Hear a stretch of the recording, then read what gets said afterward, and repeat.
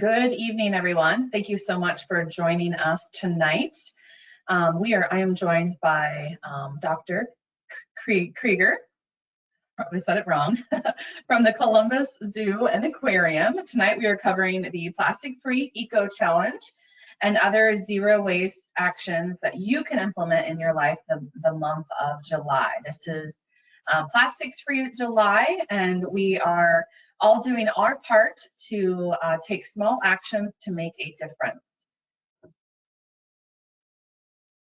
As a friendly reminder, as we get started through tonight's webinar, I wanted to quickly remind folks that everyone is on mute throughout the duration of tonight's session. I'm going to be taking everyone's questions at the end of tonight's webinar. So please enter your questions into the chat and questions box. This has a question box on the side of the panel. It's circled on the slide here. Feel free to type your question in at any point in time, and then I will be going through those at the end of tonight's presentation. I also did include one handout tonight. It includes the slides from tonight's presentation. You're welcome to double click on that handout to download those. If you're having trouble accessing the handout on your computer, you are welcome to email me afterwards. My email is in your registration email that you received to join tonight's session, and I'll be happy to send those to you afterwards. So I'd like to introduce formally our presenter this evening from the Columbus Zoo and Aquarium. Tonight I have Dr. Michael Krieger, the Vice President of Conservation and Sustainability. My name's Amy Densborn, and I am SWACO's Outreach Administrator. So before we dive into the content of tonight's session, I did want to briefly provide an overview of who we are at SWACO and what we do as an organization. So we help to manage the waste stream for Franklin County, and our goal is to reduce our reliance on the landfill. We do that by developing programs that seek to recover materials such as recyclable materials that you might put in your curbside recycling cart, hard to recycle materials such as pharmaceutical waste, electronic waste, and even tires. We also provide grant funding to nonprofits, communities, and schools to help them reduce their waste and recycle more. And then we provide educational landfill tours of the Franklin County landfill so people can see the impact that a landfill has in our environment and the public health, as well as providing educational talks and webinars about how folks can reduce their waste and recycle more. So this is an exhaustive list of everything that SWACO provides to Franklin County. If you're interested in learning more about the services and programs that SWACO provides, I encourage you to check out swaco.org. So why do these services and these programs matter so much? Well, I'm going to tell you a little story about the Franklin County waste stream. So as a community, residents and businesses alike, we are creating more waste every single year. Over the past several years, Central Ohio has been experiencing population growth and a booming economy. As more people move to Columbus, Ohio, more of that waste ends up in our local landfill. Annually, the Franklin County landfill receives just over 1.1 million tons, that's with a T, of material a year. Now, the good news is that as a community, we are diverting just over 50% or 51% of the material that we generate as a community. So that means we are recycling or composting 51% of the material that we generate. That beats the national average of about 34%. In fact, we have the second highest diversion rate behind Minneapolis, Minnesota in the Midwest. And that's because of the hard work that you guys are doing. So my trivia question for us tonight, what percentage of material do you think? Well, the answer is on the screen, so just kidding. I have another trivia question for us this evening. So 76% of the material that's inside our landfill, the Franklin County landfill, has the potential to be recycled or composted. So we know that we can do better than this. There's a lot of material in there that truly belongs in the recycling bin, or it can even be composted. How does SWACO know this? Well, we recently conducted a waste audit, which sounds just like it, which is just like it sounds. We went through the trash to determine the types of materials people are discarding at their homes and their businesses. And we found that a lot of it doesn't really belong in there. I'm not going to go through all of these. For my friends on the call who are really into diving deep into the data, this information is available on our website. I just want to highlight the top 2 materials or sources of material inside the landfill in our community.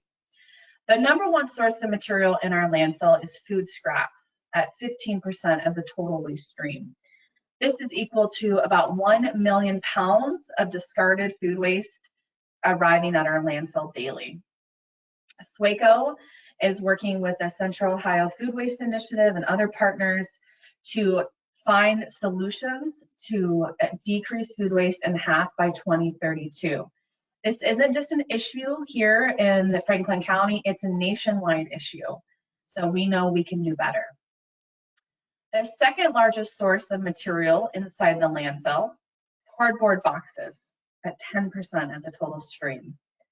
You're probably thinking, I do like Amazon Prime. It is convenient. I think today's Amazon Prime Day, is that right? It comes shipped directly to your house. Most of the time it comes shipped in boxes. Luckily, those boxes are 100% recyclable. Flatten them out, put them in your bin. Make sure that those cardboard boxes will get a second life as a new box for a future Amazon shopper.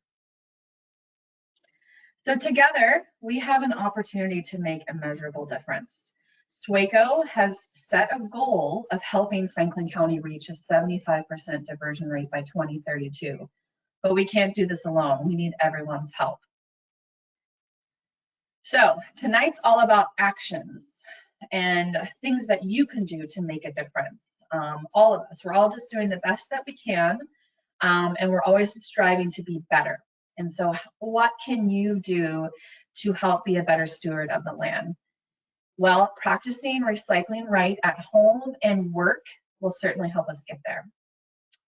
So I'm briefly going to go over everything that's accepted for recycling in our program in Franklin County. And I'm happy to answer any material-specific questions at the end of tonight's session. This information applies to you if you live inside Franklin County and you have access to curbside recycling. So you have a bin that's serviced every other week at your curbside. It also applies to you if you take your material to a SWACO drop-off location.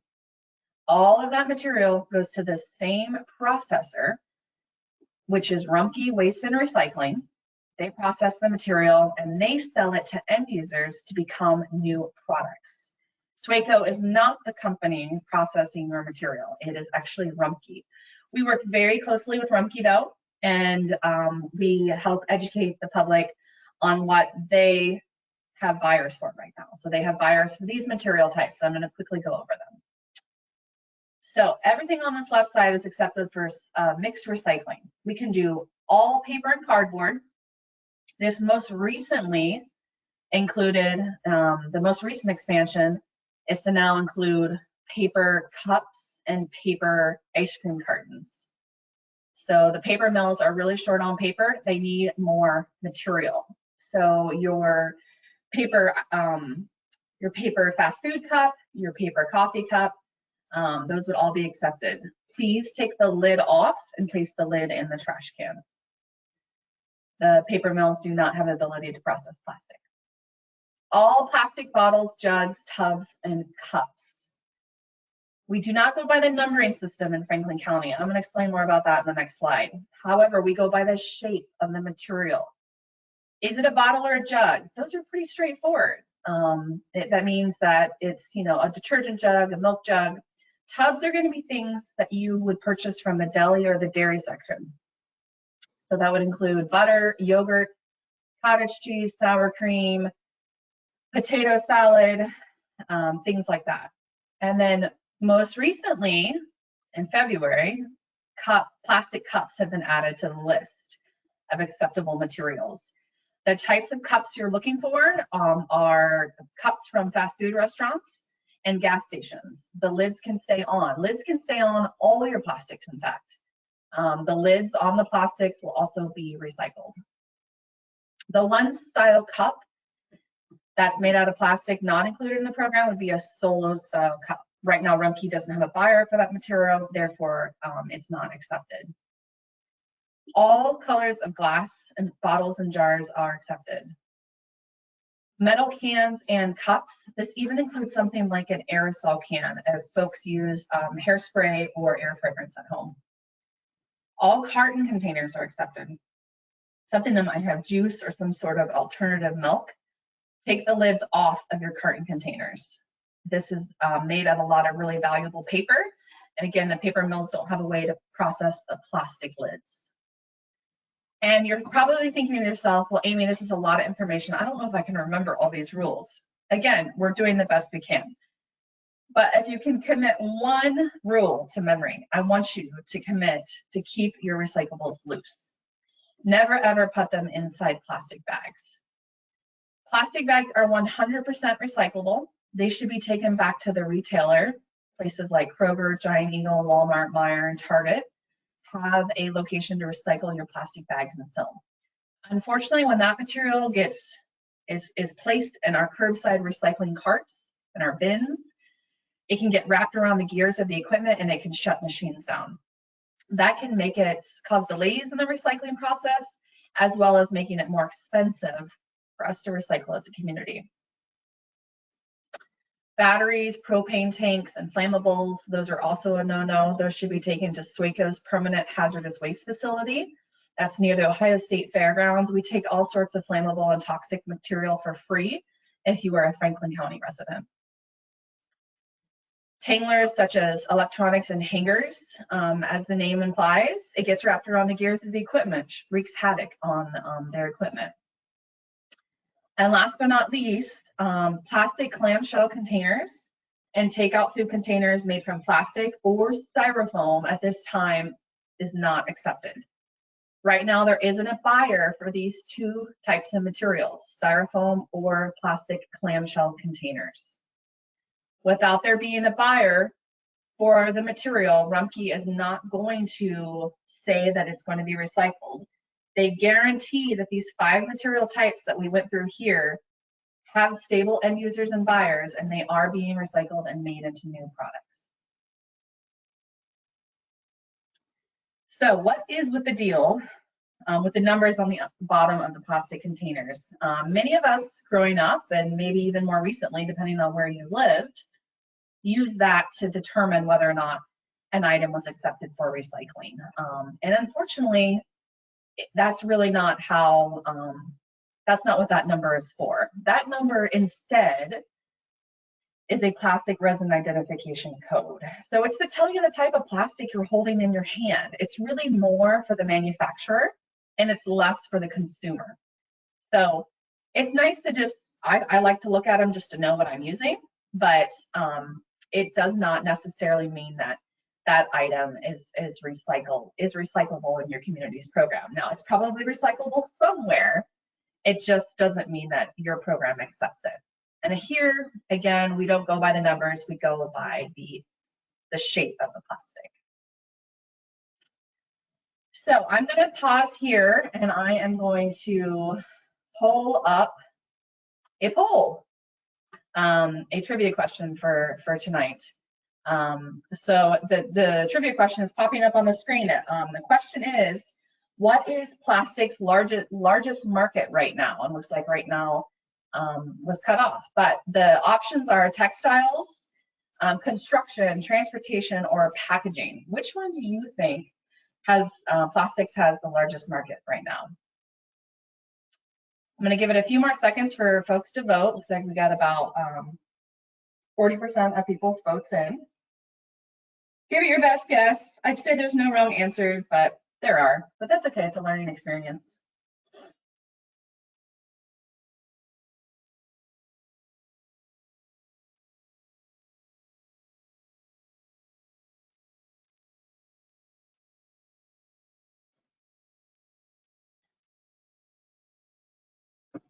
All right, 75% of the votes are in. I'm going to give it a couple more seconds to let those an opportunity to vote.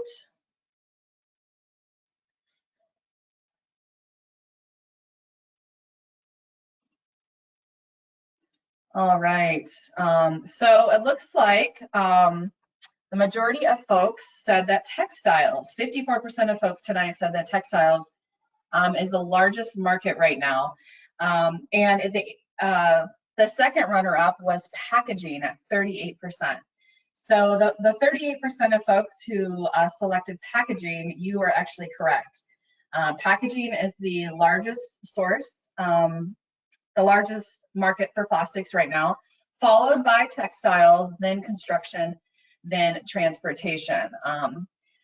I don't think that probably surprises too many people, just seeing the sheer volume of single-use materials that are floating around in our society. And you know, while recycling is part of the solution, it's certainly not going to solve the plastic crisis. I mentioned before that recycling is really a business. It is based on whether or not there's a buyer or there's an end user for that material. And we know that there aren't buyers and end users for a lot of the plastic that's generated and developed for the materials that we use. And so there's a growing awareness of this plastic crisis, and it has continued to push consumer demand for alternatives, such as reusable grocery bags, refusing single-use straws and utensils, and buying food in bulk with minimal to zero packaging. So the biggest way we can really have an impact on the planet is to use less stuff. I know that sounds so simple, but it's true. With that being said, I'm going to turn it over to Dr. Krager at the Columbus Zoo and Aquarium to tell us more about the Plastic Free EcoChallenge and other zero waste actions that you can implement to help keep our planet beautiful and keep our health of our waterways clean.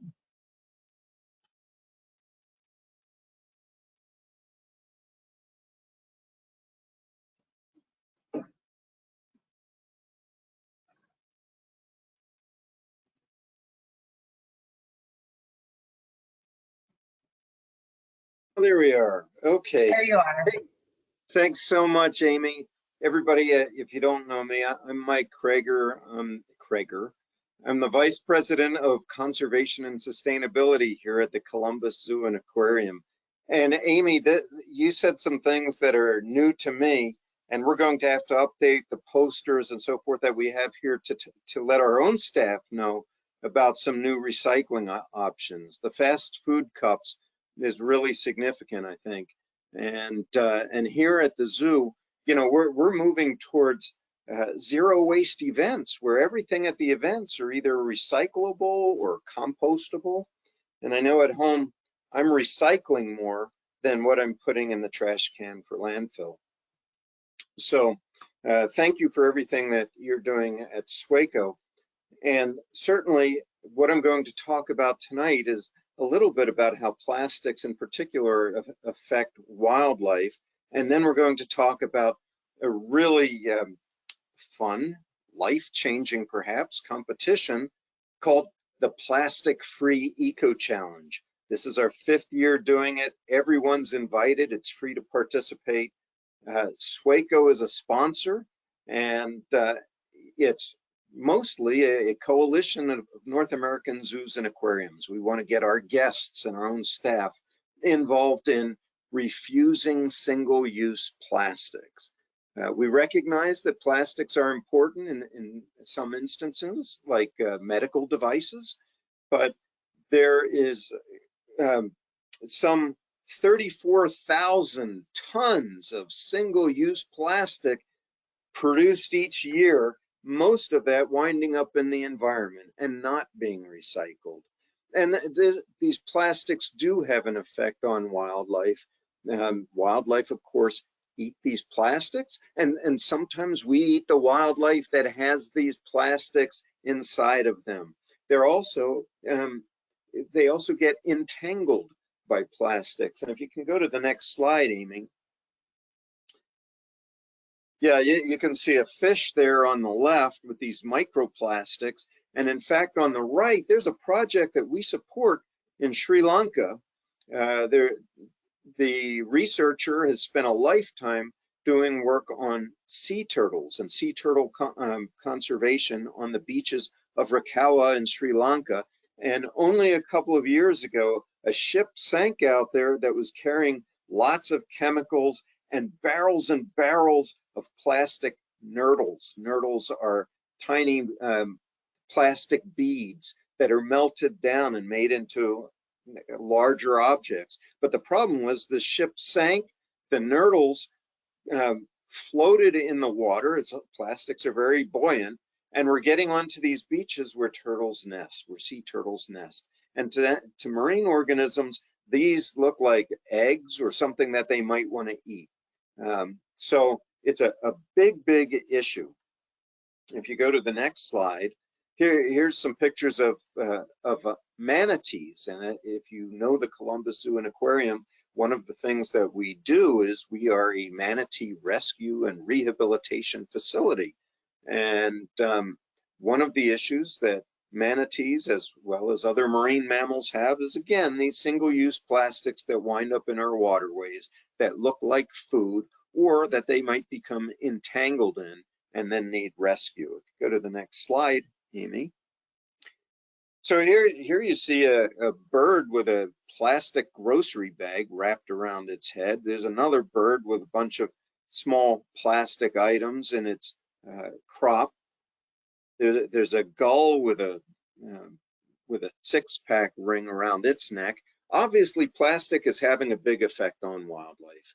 And not only that, when plastic gets to the landfill, it leaches into soils, and there are a lot of toxins. One plastic bottle could take 450 years to break down. So if there were plastics in the 1500s, when there were knights in the Middle Ages, and one of them tossed a plastic bottle, it would just be degrading around now.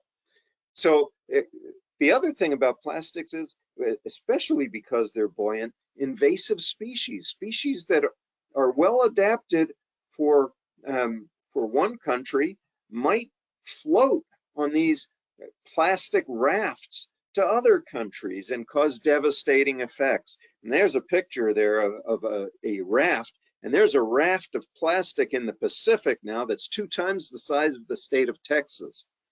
So we know that plastics have health effects, they have effects on wildlife.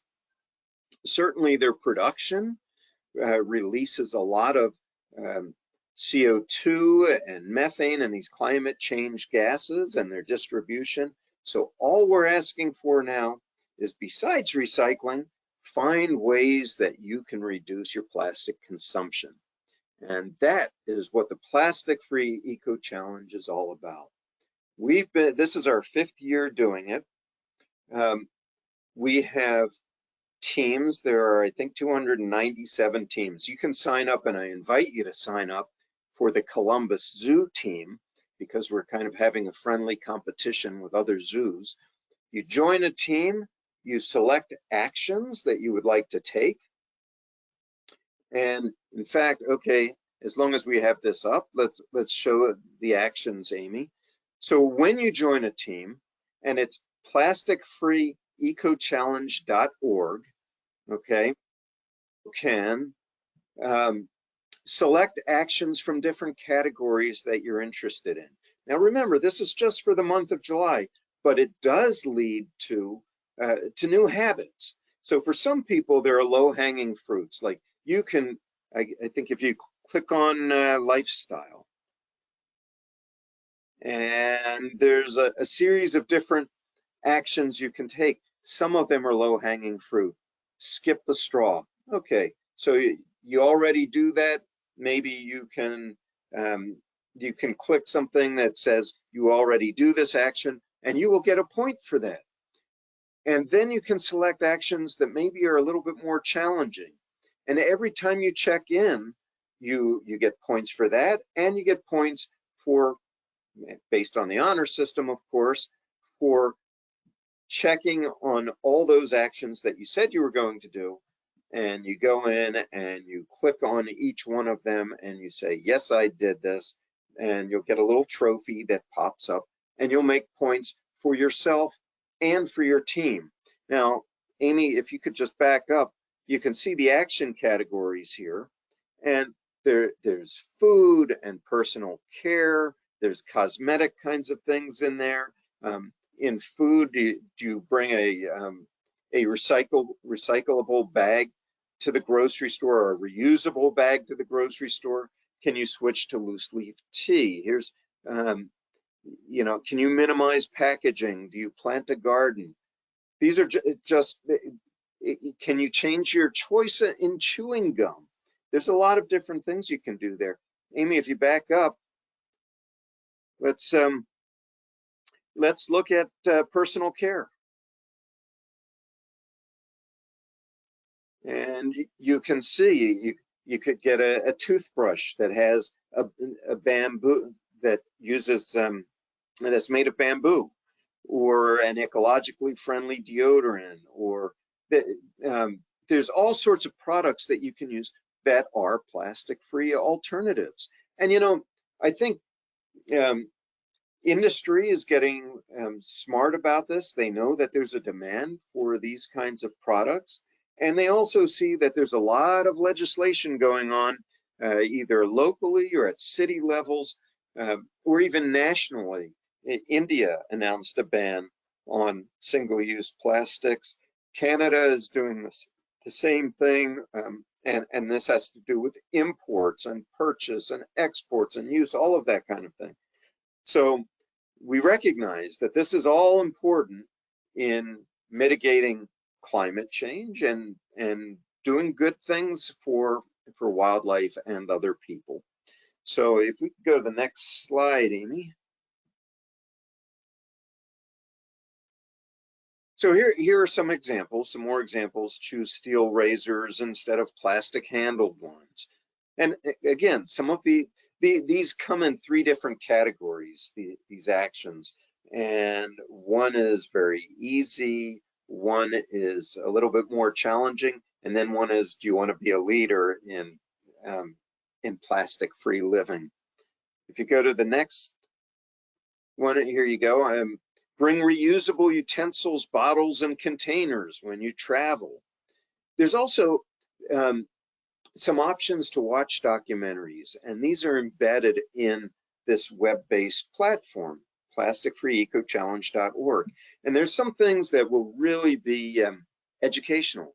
And for example, there's this community category, includes things about social equity. How are plastics distributed or produced throughout the country? Are there certain neighborhoods that are more affected by this than others? What are the health effects that come out of that? Social equity, very important, and it's impacted by production of plastics. You can get points for sharing what you learn on social media. You can get points for joining a cleanup effort or writing a letter to a decision maker. If you go to the next one, next slide, there are even things you can do for your pets. So if you want to just back up one, yeah, like you know, buying a scooper instead of using a lot of plastic bags, or making your own treats. There's a lot of things you can do in these categories. I do it every year, and every year I think, oh, how am I going to do one more thing? And yet we're always adding to this platform. The platform is put out by an organization called EcoChallenge.org, and they're very, very conscientious about this. They vet the material you see on there, so it's all peer reviewed. I mean, this is these are not opinion pieces. These are vetted, so we understand that these are truly ways of refusing or finding alternatives to plastics and helping people develop new habits. By the way, those 3 areas I was telling you about were called eco-learner, pro-learner, or leader. So you can do that. Okay, if we can go to the next one. So here's some of the impact over the years. And you can see, you know, in 2019, we had a huge number of participants. I think we're still in the 5,000 neighborhood now. You'll see on the site how many actions have been completed, how many teams, how many countries, how many states are participating. If you go to the next slide, please, Amy. And then let's go one more. And so this is nearly total impact into 2021.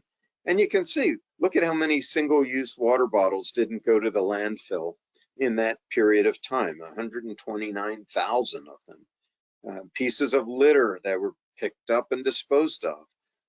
Plastic containers that did not go to the landfill.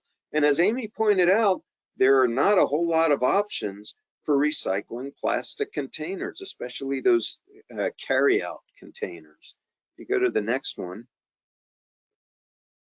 And this one, I do want to mention, but let's go to the website again first, and then we'll get back to Gorillas on the Line. Amy, if you scroll down and click on Teams. So scroll up a little bit. Oh, okay, stay there, that's good. Scroll down. Scroll down so we can see our impact up to now, okay? This is all live, so it's 5,579 participants, already up to 13,817 plastic bottles have been kept out of landfills. 6,782 plastic straws have not been sent to the landfill because our participants have refused them. There's something for disposable cups. Over 32,000 minutes has been spent learning just from watching these videos. And again, you get points for this. Now, if you can scroll up, Amy, let's look at teams. And this is the competitive edge that we have. You see there are 299 teams. You can join any of them. You can make up your own team. You can pick a team to join. And I would recommend the one that's in 7th place right now. That's Columbus Zoo and Aquarium. We've got staff in there. We've got our director, Tom Schmidt, is on there. We've got most of our senior team, volunteers, staff, friends, family. My sister's on there. I mean, we're doing all right, but we're in 7th place. If you look ahead of us, well, number one is Starbucks. Starbucks Coffee Company is going to be a tough one to beat, but they've got 384 participants. Then we've got the LA Zoo, and they came up with a team name called APE, Angelino Plastic Eliminators. Then there's Maryland Zoo, and there's Oklahoma City Zoo, and then the National Aquarium. We can do better than some of these guys. And I know when I see them at conferences and I mention Plastic Free EcoChallenge, they get forward to this all year, and their people do. So, so we have these friendly challenges, and you can see there's the Virginia Aquarium, the Audubon Nature Institute, Blank Park Zoo, a lot of zoos. Join whoever you feel comfortable with, or start your own team. But it sure would be nice if we could get Columbus Zoo and Aquarium a little bit higher in the ranking. Okay, let's go back to the slides. The last thing I want to say about Plastic Free EcoChallenge is this year we're very fortunate. We have a team captain and a coordinator named Christina Jarvis. And Christina used to work at the zoo in her conservation program, and now she runs a place called A Drop in the Ocean. It's a shop full of plastic-free kinds of products. It's in Tacoma, Washington. She's offering a few prizes if you're in the Columbus team. You know, we have friendly competitions internally. But anyway, it's really great to have her. And you'll see in the last slide, you will reach her if you need additional information through email. It's Plastics Free EcoChallenge.org. I think that's it. So anyway, we'll get to that. But the other thing I want to show you is another recycling effort that we do here at the zoo, and we do this with other zoos as well, and it's called Gorillas on the Line. And this is when people bring in their old electronics and they deposit it in a receptacle like the one you see here at the entrance of the zoo. It's called Gorillas on the Line because inside our handheld electronics is a metal called coltan. And coltan is mined in the Democratic Republic of Congo, often illegally, and in mountain gorilla habitat. So by recycling our old electronics, hopefully we don't have to rely so much on that kind of mining. And the money that comes from when we bring this to a particular recycler goes to gorilla conservation. And many zoos work together on this, and we're doing some work with Growers gorillas in the Democratic Republic of Congo and Cross River gorillas in Nigeria, both critically endangered subspecies. So this is helping to save gorillas by recycling old electronics, small handheld electronics, through Gorillas on the Line. Okay, next slide. So in summary, we know that single-use plastics have a negative impact on human and wildlife health in addition to the planet's well-being. We also know that it's, for a lot of these single-use plastics, there are alternatives. If you're interested in participating in the Plastic Free EcoChallenge, it's not too late. You know, it's for the month of July, but we're only halfway through it. And you can visit us at Plastic Free Eco. The website is plasticfreeecochallenge.org, and I don't think that's correct. It is, oh yeah, that is correct. plasticfree.ecochallenge.org, right? And if you have questions about the Plastic Free Eco-Challenge, please contact Christina. And there's the email address. It's plasticfree@columbuszoo.org. Again, you can contribute to gorilla conservation by recycling old handheld electronics through the Gorillas on the Line program. And you can contact me directly about that, and I'll put you in touch with Allison Edwards, who coordinates it for the zoo. And then for more information about the zoo and its sustainability initiatives, and there are many, please contact Jen Ryan, who is our Senior Vice President of Operations, and there's her email address, or you can contact me at my email address. We'd love to talk to you about this. We want to be a model for the community, and in as many ways as we can, we too, like you, are trying to recycle as much as we can and compost. We compost all our food waste and animal waste. So with that, I'll turn it back to you, Amy. Thank you very much, Dr. Krieger. It was all such wonderful information that you shared with us. And I just had one other little tip that I've learned over the years with the pets side of things. I know pets can sometimes make us feel bad for all the additional waste that they produce and that all the additional treats and stuff that come in plastic packaging. So just my couple of recommendations to help cut down on your plastic usage is to try to source treats if you don't have enough time to make them yourself at home, which kudos to you if you do. Try to source treats that are packaged in recyclable packaging. So look for those treats that are placed in cardboard boxes. So that may mean, you know, if you have a dog that's picky about food, that may not be an option.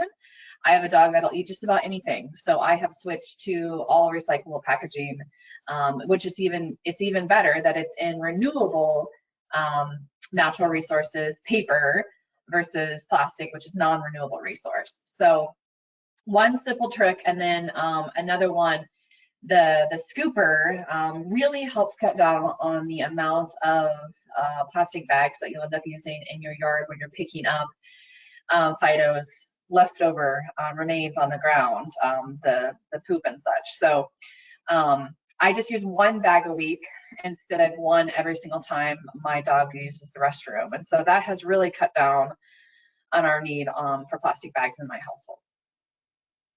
Those are my suggestions. You know what? You should join our team, Amy. You'd rack up so many points. I should. I know. Yeah, I do try to avoid plastic as much as I can in my life. But again, and I say this to everyone on the call this evening, it's really not about being perfect in your sustainability journey. It's just about taking small actions, and those little small actions do have a big impact. I think sometimes folks get really overwhelmed with the idea of zero waste. That's not what the EcoChallenge is about. It's not about perfection. It's about small little actions that you can do and you can feel great about. And you know, with each year, you'll probably get a little bit better. It'll get easier. It won't seem as overwhelming, and you'll feel better about those actions that you've taken. Well, Dr. Krager, we don't have any questions tonight. I had one question earlier this evening about clamshells, and I answered that question for Monica. Clamshells are not accepted in the Franklin County's program. Do I think that clamshells might be accepted eventually? Yes. Technology is continuing to improve in the recycling industry, especially as we see the price of a barrel of oil continuing to kind of rise. Right now, oil is about $100 per barrel. So that is certainly incentivizing some of the plastic manufacturing companies to purchase more recycled content. So I think as technology continues to improve and we're going to see additional plastics added to that list of acceptable materials. We've already seen an expansion with the plastic tubs last year, and now we have the plastic and paper cups added this year. So so I won't take up anybody's time tonight. For those that are still here, I want to thank you for all of your attention tonight and for joining us this evening. This session will be recorded. It'll be posted on our SWACO's YouTube channel. If you think someone else might benefit from watching this educational session, please do share it. SWACO does also offer monthly Recycle Right at Home webinars. We usually offer them the second or third Wednesday of each month at noon. Those sessions are also recorded. So if you cannot attend at noon on a Wednesday, you simply by registering for the webinar, the recorded session will be emailed to you afterwards. So keep that in mind if you're looking for a more in-depth explanation of the recycling process here in Franklin County. Okay, I'm getting some more questions coming in. So since we have time until 8, I'm going to go ahead and address those questions. Megan asked, do you need to remove the tip of the whipped topping canister? The tip of the whipped topping canister. So Megan, I'm picturing I haven't gotten whipped topping for a while. I usually get my whipped topping, I guess, in a plastic tub, but I think you're referring to the metal can. And if that's the case, if it's a metal can, the tip does need to be removed. Do your best to empty out the contents and discard the plastic tip in the trash can. Ashley asked a question about how clean do recyclables need to be recycled? That's a great question. And so we recommend recyclables be clean and free of residue.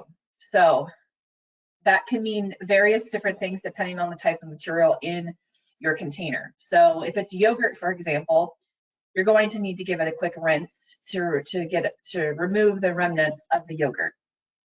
Say it's a Pepsi can. Well, you can just dump out the rest of the Pepsi that you didn't want to drink and then discard the entire can directly into the recycling bin. What I will say is a lot of people have they don't want to waste water. And I understand that. We want to be wise with our resources. I think that makes great sense. What I do in my household is at the end of the night, when I'm finished doing the dishes in my sink, I use the dirty sink water that's left over. So I'm not using clean tap water to wash my recyclables. And we pile them up, anything that would require an additional cleaning. So if it's like a spaghetti sauce jar, a peanut butter jar, I give that to my dog. She cleans it out, and then I rinse out the remaining. Yogurt, cottage cheese, anything like that my dog can't handle. I then use the dirty sink water, and then once it's clean, put the lid back on and put it in the recycling bin. Monica asked a question about styrofoam. Styrofoam is not accepted, is that correct? Nor are the takeout containers. That is correct, Monica. Styrofoam, any type of styrofoam, whether it's a styrofoam cup, egg carton, or styrofoam takeout container, is not accepted in the program. Styrofoam is a difficult material to recycle. It can be recycled. It just has to go to a special market. For those who are really interested in recycling styrofoam and want to do even more, the city of Hilliard does have a 24/7 collection box for styrofoam. Now, there are exceptions to the type of styrofoam they will accept. So they only want styrofoam that is blocks from, like, say, when you purchase a new TV or a new computer. They do not accept peanuts, and they do not accept styrofoam food packaging. So your cups and your egg cartons would be excluded. So what they will accept is styrofoam blocks from electronics, and then also large styrofoam coolers. They will take too. So if you're interested in learning more about that program, check out the City of Hilliard's website, where they have information about styrofoam. They received a grant from SWACO to purchase a densifier unit, which essentially pulls out all the air out of the styrofoam, and then it creates these pure, dense blocks of plastic that they can then sell to companies that make it into new styrofoam. So it's a really great program, and they offer it for the folks of Hilliard as well as the residents of Franklin County. Brian asked a question about the zoo. So this would be Dr. Krieger. Did the zoo ban plastic straws? Has it encouraged local governments to ban plastic straws? We have banned the single-use plastic straws, and we talk about it with all of our community members.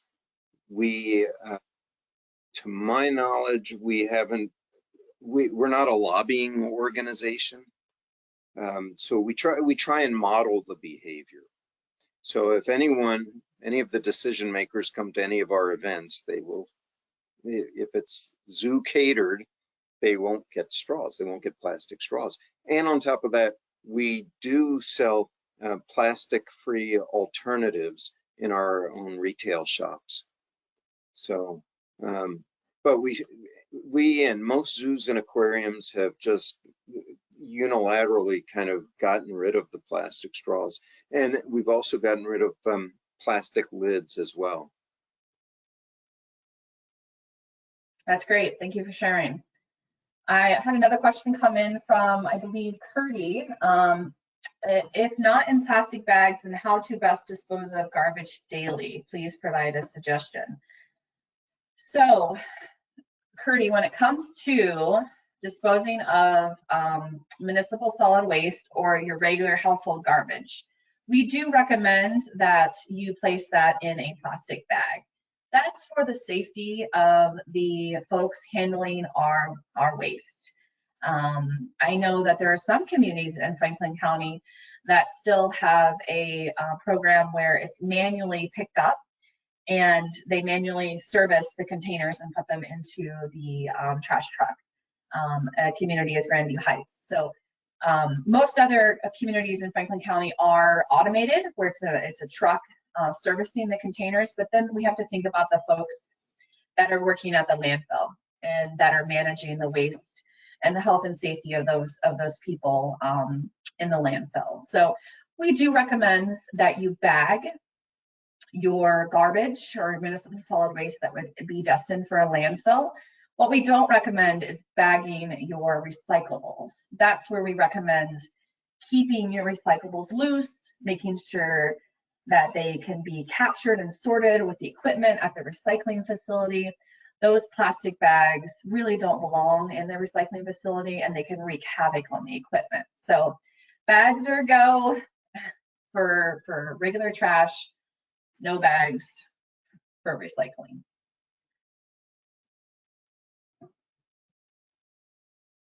All right, so I don't see any other questions tonight, and I want to thank everyone one last time for joining us, and I hope you all feel inspired to continue to take your journey on Plastics Free July and make those simple changes to be a better steward of the lands and our waterways.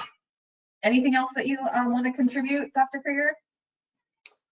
Come visit us at the zoo and Zambezi Bay and Safari Golf, which is an Audubon cooperative sanctuary, by the way, and the wilds, and come see the sustainability work that we're doing there. Absolutely. I'm going to get there soon. I'm going to Zambezi Bay for the first time. I'm going to be a tourist in my hometown.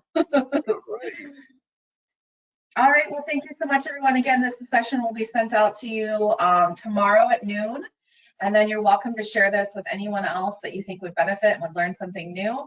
This will be posted on our YouTube channel the next few days. I want everyone to have a great night and take care of yourselves. Bye-bye.